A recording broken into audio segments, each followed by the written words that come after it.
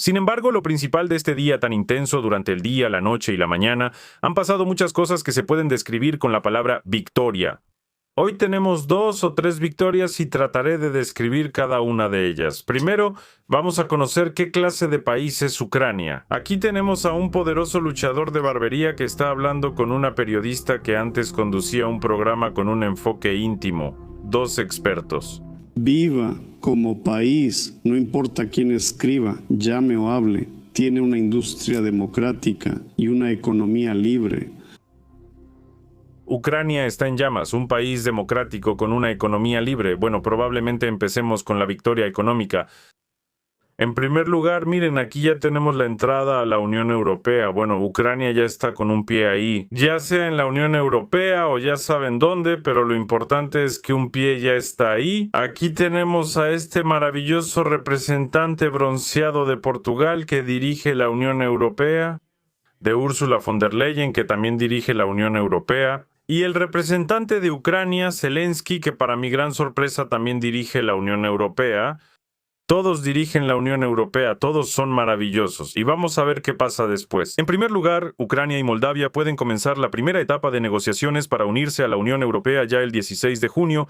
La Comisión Europea planea presentar la propuesta correspondiente en Bruselas. Bueno, cuando dos de las economías y complejos militares más poderosos como Moldavia y Ucrania se unan a la Unión Europea, creo que de inmediato llegará otra vez un periodo paradisíaco, una edad de oro, llámenlo como quieran, en la historia de la Unión Europea. Esta formación supranacional podrá existir millones de años gracias a la llegada de sangre nueva, por así decirlo, o de dinero fresco. Aunque según yo, ni Ucrania ni Moldavia tienen dinero, pero todo estará perfecto. Según la fuente, la propuesta para abrir el primer clúster, tal vez haya hasta 1000 clústeres de negociación. La Comisión Europea tiene que decidir sobre las secciones para Ucrania y Moldavia en la reunión del Consejo de la Unión Europea el 16 de junio, y el 18 de junio lo aprueban los líderes de la Unión Europea en la cumbre de la Unión Europea. Luego, nos cuenta que Orbán, el primer ministro de Hungría, antes obstaculizaba la adhesión exitosa de Ucrania y Moldavia, pero el nuevo primer ministro adoptó una postura más moderada. Y él podría vincular el apoyo a las negociaciones con la exigencia de descongelar los fondos europeos que le pertenecen a Hungría. En resumen, aquí hay un trato directo. Si a Magyar y a Hungría, respectivamente, les desbloquean sus propios fondos, o mejor dicho, no sus propios fondos, sino los fondos de la Unión Europea y de los contribuyentes europeos que se destinan como ayuda a Hungría. Ahora están bloqueados, pero si los desbloquean, en Hungría también todo estará bien. Por esto, naturalmente pagan economías como la francesa, la alemana y algunas otras donde todavía hay dinero. No sé cuánto tiempo continuará esta situación con dinero disponible, pero tal vez no dure mucho. Bueno, si están cansados de la política, tengo otro canal que no tiene nada que ver con temas políticos, es puramente científico y además combate el oscurantismo. Es de divulgación científica, además luchamos contra todo tipo de contactados que construyen pirámides con Anunnakis y todo tipo de hiperbóreos y demás. Mi último video está dedicado a la arquitectura, a Kiev y a los archivos que publicó el Pentágono. A su vez, estos están dedicados a los ovnis, no a los Anunnakis otra vez, sino a objetos voladores no identificados.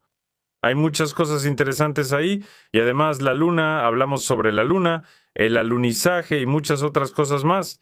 Así que únanse y no olviden suscribirse también a este canal. ¿Y qué?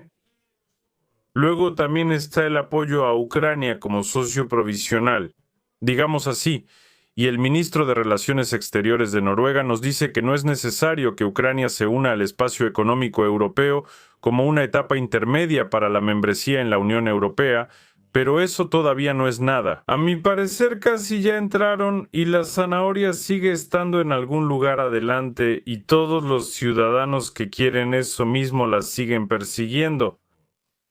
Lo siguiente es que para recibir el tramo de 90.000 millones Ucrania debe llevar a cabo varias reformas victoriosas de inmediato, que por supuesto traerán beneficios al país, al Estado, a la camarilla, es decir, al órgano dirigente, digamos así, y todo, una vez más, será maravilloso.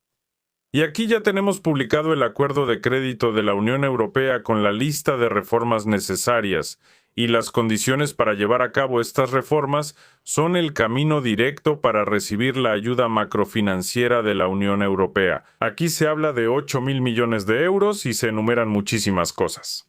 El primer tramo es la movilización de ingresos internos. Ahora les voy a explicar en detalle, sin esas bromas de contadores ni complicaciones burocráticas. Luego, la sostenibilidad y la eficiencia del gasto público. ¿Sienten cómo Ucrania ya se mantiene firme con un enfoque sostenible y eficiente hacia el gasto público? El sistema de gestión de las finanzas públicas. Luego, el segundo tramo, también la movilización de ingresos internos. Aquí movilizamos, allá movilizaremos. De nuevo, sostenibilidad y eficiencia en los gastos, aquí y allá, y aquí en general es lo mismo con el tercer tramo. Bueno, vamos a analizar qué significa todo esto. Consulté al respecto y pues esto no traerá nada bueno naturalmente para la gente común. Bueno, ¿quién lo hubiera pensado? Claro, podríamos exclamar vaya giro, pero creo que ya no nos sorprende que todo lo que se hace ahora se hace para el bien del Estado.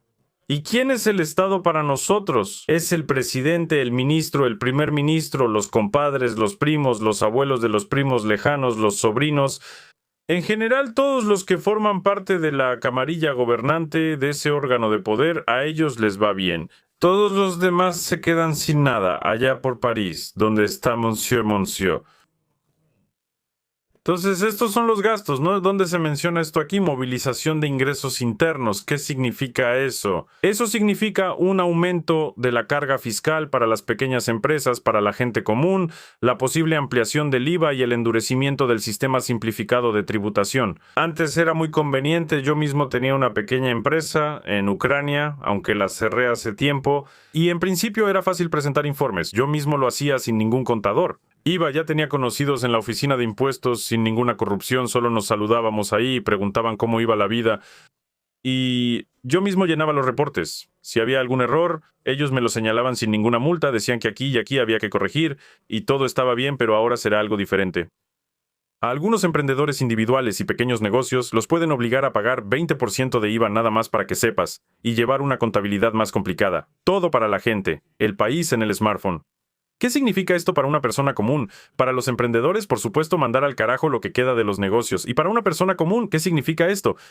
Aumento de precios, servicios y productos, cierre de parte de los pequeños negocios a los que la gente común está acostumbrada, y que algunos emprendedores se vayan a la informalidad, porque la carga fiscal es tan alta que es imposible soportarla. O te hundes, o de alguna manera ahí, con esa piedra que te arrastra al fondo, el lunes estás con la piedra, el martes la sueltas a escondidas, el miércoles te la vuelves a poner, y así sigues luchando ahí todo el tiempo. Menos servicios baratos cerca de casa, simplemente perfecto, especialmente todo esto afecta a los de TI. Vamos a hacer de Ucrania el país del smartphone, que se vayan al diablo esos de TI, que se vayan a sus Américas, Europas, esos países que a nadie le importan, socios, y Ucrania puede arreglárselas sin los de TI. Está Fyodorov, el ministro de Defensa que es de TI, está su protegida y ya es suficiente. Todavía hay centros de llamadas, ahí hay un montón de gente de TI. Esto afecta al pequeño comercio. ¿Para qué? No hace falta para nada. Dejemos solo los grandes negocios, que ellos sigan funcionando. En cuanto a los servicios, pequeños cafés y talleres. Cuando yo iba a Ucrania antes del año 2000, notaba un desarrollo muy fuerte de los pequeños negocios. Las mismas cafeterías, talleres, lugares de shawarma y otros pequeños puntos de comida.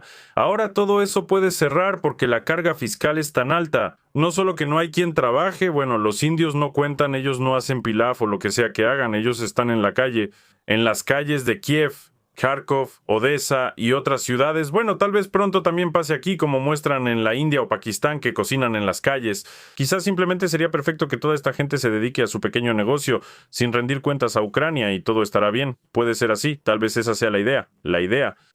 La Unión Europea considera todo este caos fiscal como una expansión de la base tributaria. Bueno, como que si subes los impuestos, entonces según los europeos habrá más dinero, nadie va a cerrar. Pero yo recuerdo otra vez ese cuento donde alguien apretaba una piedra esperando que de ahí saliera agua. Bueno, la piedra se desmoronó y no salió nada de agua. Cuanto más presiones a la gente esperando sacarles dinero, naturalmente menos serán los que quieran aportar ese dinero al presupuesto del Estado. Y creo que esto no resultará en un aumento de la recaudación de impuestos, al contrario, será una disminución terrible. Terrible sobre todo para el Estado, porque en particular el Estado ahora existe principalmente gracias a los impuestos y además una gran parte del presupuesto depende de los llamados socios externos. ¿Y luego qué les espera a las personas? Reducción de beneficios y subsidios sociales, es decir, todos esos pagos se van a reducir. Los acreedores suelen exigir equilibrar el presupuesto. De hecho, lo recuerdo desde los años 90. En los 90 también estaba el FMI, y en cuanto empezaban a hablar de reformas, inmediatamente recortaban algunos pagos. En particular, a mi familia. Ella era mi pequeña, hombre, hasta donde recuerdo. Inmediatamente se reducían los subsidios y te quedas sentado pensando, bueno, no tú, sino tus padres se quedan pensando, ¿y ahora qué hacer? O sea, no había dinero antes y sigue sin haber, pero ahora es aún peor, porque por ejemplo, aumentaron la renta. ¿Y qué hacer con eso? Es absolutamente imposible de entender. Menos beneficios. Revisiones más estrictas de los subsidios. Ya leí una noticia sobre eso, que van a visitar a quienes reciben esos subsidios, a quienes se les otorgan esos subsidios. Y uno podría pensar que todo está bien. También recuerdo que después incluso de la caída de la Unión Soviética, había una caricatura. Por alguna razón la recuerdo bien. Cuando al lugar donde se entregan los subsidios, llega una señora en abrigo de piel y con oro, en un Mercedes, y pregunta, ¿quién es el último en la fila para recibir el subsidio? Uno pensaría que a esas personas las sacarían de ahí, pero no. Normalmente la gente sufre. Por ejemplo, si excedes tu límite de pobreza. Digamos que empezaste a recibir 10 grivnas más. Te quitarán el subsidio, pero si recibes 1 millón más, seguirás recibiendo subsidios, porque conoces al amigo, al hermano, al cuñado de esos representantes de los organismos sociales y todo te irá bien. O incluso diste ahí un poco de dinero. Así que el aumento de tarifas también lo prometen. Y más en energía, y más en agua, y todo. La reducción de subsidios ocultos. Para la economía, esto reduce la carga, se dice, para el presupuesto, pero para la población esto significa un aumento en los gastos de servicios públicos y una vida más difícil para las familias pobres, es decir, mientras el gordo adelgaza, el flaco se muere. Así es más o menos como sucede. Nuestros antepasados eran sabios, quienes inventaron todos esos dichos. Y también fueron inventados sobre la base de sangre derramada, y sudor, y lágrimas, y todo lo demás, y ahora estamos entrando en una nueva era de prosperidad, donde al parecer se crearán nuevos proverbios para las futuras generaciones. ¿Qué más? El aumento de las tarifas al nivel del mercado. Al parecer, ahora el nivel de las tarifas no es suficiente para Europa, aunque en Ucrania son de las más altas. De nuevo, en esa misma Europa, a la que Ucrania aún no pertenece. Me refiero no geográficamente, sino económicamente y socialmente. Bueno, y esto es clásico para el FMI y la Unión Europea. Gas, electricidad y los servicios de vivienda y los servicios públicos, según el FMI, no deben ser subsidiados por el Estado durante mucho tiempo. En general, todo eso está bien. Aquí no hay nada que decir. El Estado no debe subsidiar esto. Si lo subsidia, significa que ya es un Estado débil. Pero en Ucrania no se puede de otra manera, porque una gran cantidad de personas depende de esos mismos subsidios, y no puedes hacer nada al respecto. Luego, los servicios públicos. ¿Qué significa eso? Los servicios públicos se encarecen, las empresas aumentan los precios de sus servicios y productos, la inflación se acelera, y esto es especialmente difícil para los países donde todas estas reformas existen, con salarios bajos y una economía de guerra. El fortalecimiento del control financiero. Otro punto a favor. Dicen que hay que fortalecer el control sobre las finanzas. Ahora vamos a sacar a todos de la zona gris o de la zona negra. De inmediato, miles de millones de dólares entrarán al presupuesto de Ucrania. En realidad, esto significa que, naturalmente, aquellos que ya no pagaban impuestos y lanzaban satélites offshore seguirán existiendo. Pero para la gente, para quienes hacen reformas, para los que tienen negocios reales, habrá más inspecciones. Será más difícil trabajar de manera no oficial, más difícil retirar dinero en efectivo. Mayor control bancario. Ahí prometen que si vendes, por decirlo así otra vez, cuchillos, calcetines usados o algo así, tienes que pagar impuestos. Vamos, paga impuestos por tus calcetines. Vendiste por 3 grivnas unos calzones rotos, ve y paga impuestos. Y si vendiste varios lotes de lo que sea, ahí mineral de hierro, carbón o cualquier otra cosa. Sí, bueno, escucha, échale ahí un par de millones grivnas y vete con tus trenes de carga donde quieras. Además de todo, despidos. Eso significa cierre de producciones no rentables. Ahora hay muchas. Mayor dependencia del capital externo. Riesgo. Además, todo esto. Las ganancias se irán al extranjero. Bueno, en general, nada bueno para la gente común. Todas estas reformas siempre terminaban en lo mismo. que después empezaban todo tipo de problemas y otra vez disturbios sociales, algunos piensan, los ucranianos también, pero igual. En algunos casos, el Maidán, en algunos casos, o las protestas de los mineros. Fueron causadas precisamente por el descontento de la gente, por todo tipo de cuestiones económicas, pero Ucrania planea aumentar los ataques a la retaguardia del ejército ruso. Y en general, ahí ya dicen que la victoria está cerca, y la entrada a la Unión Europea está cerca, y 90.000 millones para Zelensky, o sea, para transferir al Estado, también esa época de prosperidad, está muy cerca. ¿Qué pasa con esos ataques? Ucrania está lanzando un programa aparte, logístico, un bloqueo logístico. El nombre está de lujo, la verdad. Para escalar los ataques. También escribieron esto. Middle Strike. Bueno, ¿de dónde salió eso? ¿Quién de la gente común sabe qué es Middle Strike? Son ataques de alcance medio, de medio alcance. Pero ¿para qué escribirlo en inglés? Es como en el meme. Es muy affordable.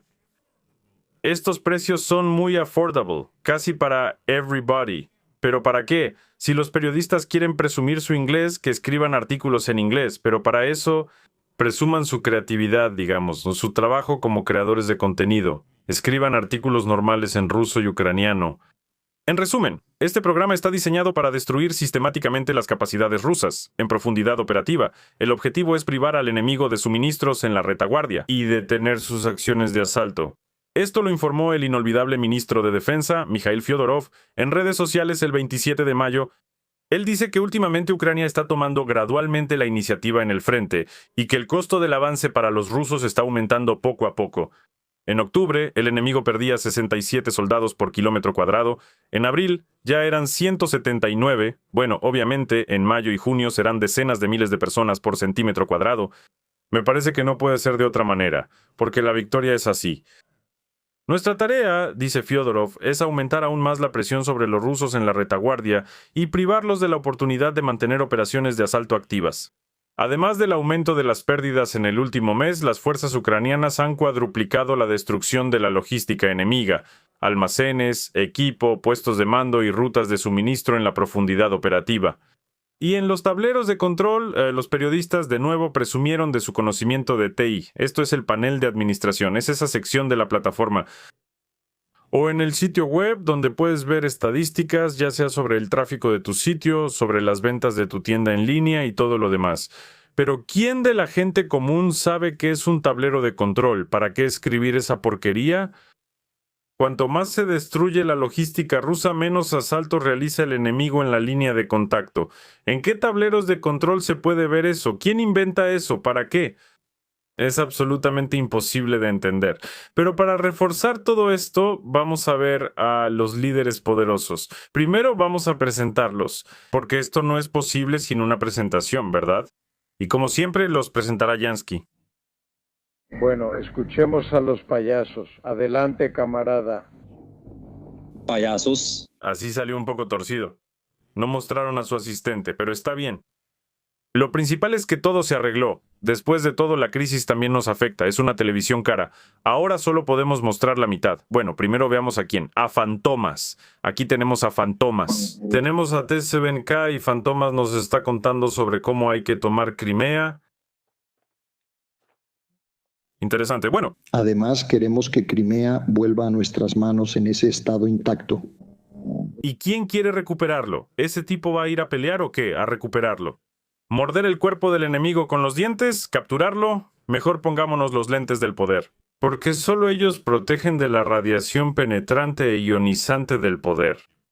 Sin estos lentes no llegaremos a ningún lado. Para que ya lo usemos en nuestras necesidades de defensa y para continuar la liberación de la región de Priazovia y de las regiones de Donetsk y Lugansk, y de las regiones de Donetsk y Lugansk, y de las regiones de Donetsk y Lugansk. ¿Cómo se puede lanzar una ofensiva al Donbass desde Crimea? La verdad no lo sé, pero al parecer está directamente conectado con el Donbass. Probablemente hay un túnel subterráneo, y así capturas Crimea de inmediato, y se abre un camino directo al Donbass. Hasta donde sé, durante la Gran Guerra Patria también era extremadamente difícil evacuar desde Crimea. Tanto a los militares soviéticos como a los fascistas también intentaron evacuarlos de ahí, pero no lograron evacuar a todos. Y la logística. Bueno, ahora está el puente de Crimea, al parecer, pero ¿y ese tipo? ¿Planea atacar desde Crimea? ¿A dónde piensa avanzar? Pero bueno, tenemos expertos aún más poderosos. Por ejemplo, aquí hay un historiador. el historiador Polly, junto con el joven Lenin. Ya no se parece tanto al joven Elton John, tal vez se cansó, vuelve a su aspecto habitual. En fin, Polly nos cuenta que nadie sabe qué es Oreshnik ni cómo funciona. Por cierto, este es el historiador Polly. Parece que le dolió el estómago. Al parecer comió carne de res marmoleada que no estaba fresca, o algo así. Y no es una broma, lo declaró en una entrevista telefónica a algún periodista, que está siendo atacado por los servicios secretos rusos. Le duele el estómago, y ese es el ataque. Bueno, se puede decir que nadie sabe cuál es la eficacia de esta decisión. ¿Nadie sabe cuál es la eficacia de esta decisión? ¿y cómo puede un historiador saber algo sobre la eficacia de Oreshnik? Es como si un militar se pusiera a profundizar en cuestiones de, no sé, agricultura en el antiguo Egipto, por ejemplo. Bueno, ¿cómo podría un tal Alexander Polly saber algo sobre Oreshnik si nunca ha leído sobre él? Excepto por los titulares de los periódicos que dicen algo como Oreshnik esto, Oreshnik aquello. Ese joven Lenin hasta se persignó, creo yo, al escuchar semejante locura. Sepan si la ojiva se va a derretir en el aire. ¿Entienden? Ahora esto es solo una hipótesis. Llegan esas ojivas, esas de hierro fundido, ya llegan completamente derretidas. Ah, sí, por eso es esa la historia. No escuchamos la historia, amigo. Nos contaste algún disparate y no entendimos nada, pero hay un soldado aún más fuerte. Este sí que va a ganar. Vamos a verlo. Ay, Dios, esto mientras más avanza creo que ya lo mostré, pero puedo detener los subtítulos. El soldado se llama Even. No sé con qué está peleando. Ya me cansé de bromear sobre productos y sustancias alcohólicas, pero cuando muestran a tipos así piensas, bueno, si no, ¿por qué se habría puesto el chaleco antibalas? ¿Y tú quién eres? Si tienes miedo de que te caiga una cámara encima, entonces no necesitas un chaleco antibalas. Bueno, en fin, vamos a escuchar lo que nos va a decir Yevhen. Activen el contrato, transfieran las relaciones a la brigada, eliminen el puesto. Si no, todos los civiles tienen miedo. Que los civiles temen que no les va a alcanzar salchicha o jitomates. ¿O de qué tienen miedo? Toda la guerra la infantería es cero. Ah, pues no, claro que no. Viéndote a ti, seguro que la infantería no es cero. Porque imaginarse a esa bolita del infierno haciendo, aunque sea 5 lagartijas, bueno, eso sí está difícil, claro. Por cierto, él tiene esa red de camuflaje. Ya es hora de devolver el equipo. Listo, ahora yo también soy corresponsal de guerra. Y voy a contarles lo importante que es capturar las fronteras de 1991. Volver a las fronteras de 1991. ¿Saben qué? Los cordones... Eso sí es una captura. Con la mano mojada por la epidemia en los cordones Parsho. Luego devolveremos todos los logros. Y seguiremos... ¿Qué pasa ahí? ¿De quién tomaremos los logros? Bueno, de los escitas, por ejemplo, no sé. O de los sármatas o de alguien más. En fin, tengo que inventar algún discurso y darlo desde el punto de vista de un patriota, porque esto ya se está volviendo imposible. ¿Por qué todos esos hablan de la victoria y yo no? ¿Por qué? Es suficiente, hay suficiente trabajo. Mucha chamba para mejorar tu conocimiento del idioma ucraniano. ¿Qué? Hay que hacerlo todo. Vamos al trabajo no como si fuera una obligación. Nos da gusto, eso te digo. Llegamos y aquí todo es diferente, hay otra luz. Bueno. Y aquí sin comentarios, un patriota con los ojos brillando que está en algún lugar cerca de Kiev. Por si acaso lo grabaron junto al cañón de algo, es como en el chiste sobre Stirlitz. ¿Cómo era? Está bien, recordaré el chiste y lo contaré en el próximo episodio. Bueno, en fin, así son estos patriotas. ¿Cómo? Tal como es el telemaratón, así son los patriotas. ¿Y bien? Es pura victoria, no lo sé. La próxima vez les contaré sobre Crimea, por cierto, de manera más detallada y profunda. Aquí un ex general retirado del ejército estadounidense, Ben Hodges, contó cómo se debe tomar Crimea. ¿Y para qué es necesario? ¿Y qué hacer con Crimea después? Bueno, ya capturaron 3 cobertizos y pronto vamos a tomar Crimea. Por eso propongo que el próximo episodio, o tal vez el siguiente, lo dediquemos precisamente a esto. Además, existe otra catástrofe. Esto ya no es una victoria. Es una victoria, pero solo en sentido negativo. Existe una amenaza de catástrofe literalmente con los sistemas de agua y alcantarillado, es decir, los sistemas de suministro de agua en Ucrania. Y ahí hay un problema sumamente serio, especialmente en verano, cuando hace calor, cuando todo eso florece y huele, y no en sentido figurado, sino literalmente. Y de eso también hablaremos en uno de los próximos videos, así que no se vayan. Hasta luego a todos. Para Europa. Es necesario que Ucrania siga luchando Porque cuanto más tiempo Ucrania siga luchando, más tiempo tiene Europa para, bueno, al menos hacer algo con la nueva arquitectura de seguridad. Por eso, cuando me preguntan cuándo terminará la guerra, yo digo, escuchen, nos dieron dinero para 2 años de guerra. Así que no nos hagamos ilusiones adicionales innecesarias. Gracias.